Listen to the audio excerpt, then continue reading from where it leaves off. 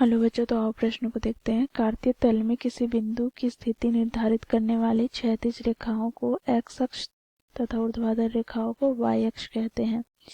इन दो रेखाओं से बने तल के प्रत्येक भाग के नाम बताइए। तो दिए गए प्रश्न की मुख्य अवधारणा की बात करें तो बच्चों देखो, यहाँ पर क्षैतिज रेखा को हम एक्स अक्ष कहते हैं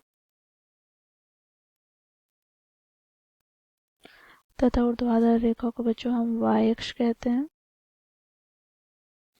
तो देखो, यहाँ पर एक्स अक्ष और वाई अक्ष परस्पर मूल बिंदु पे प्रतिच्छेद करते हैं।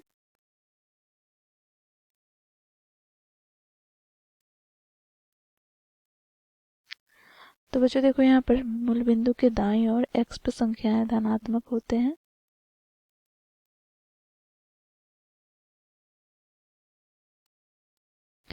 परंतु बाईं ओर ऋणात्मक होते हैं।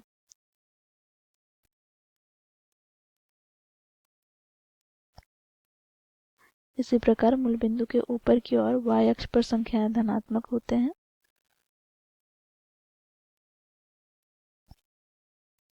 परंतु नीचे की ओर ऋणात्मक होते हैं।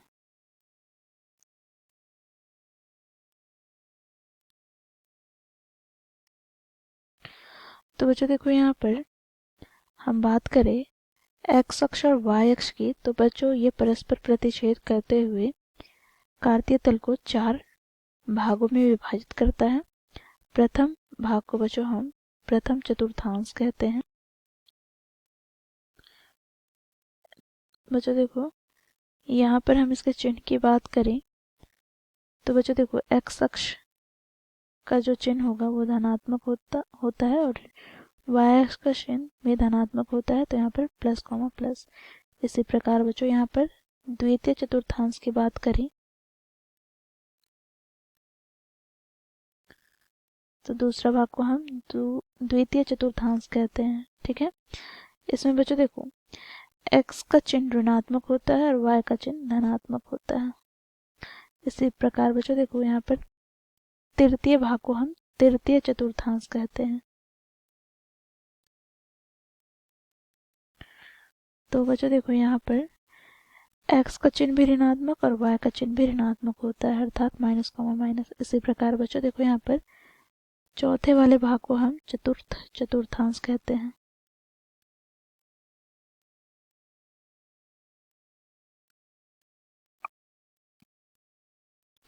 तो इसमें बच्चों देखो, एक्स का चिन्ह धनात्मक होता है परंतु वाई का चिन्ह ऋणात्मक, अर्थात प्लस माइनस।